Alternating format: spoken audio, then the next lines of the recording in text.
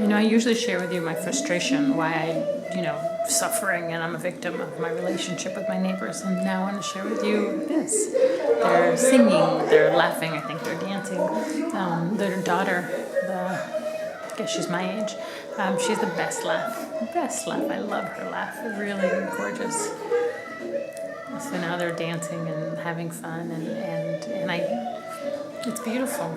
And I'm not, poor me, I have to be alone, can't you stop the noise? I'm enjoying the happiness of others. I'm joyful. I'm really joyful that they're having a good time. Just listen.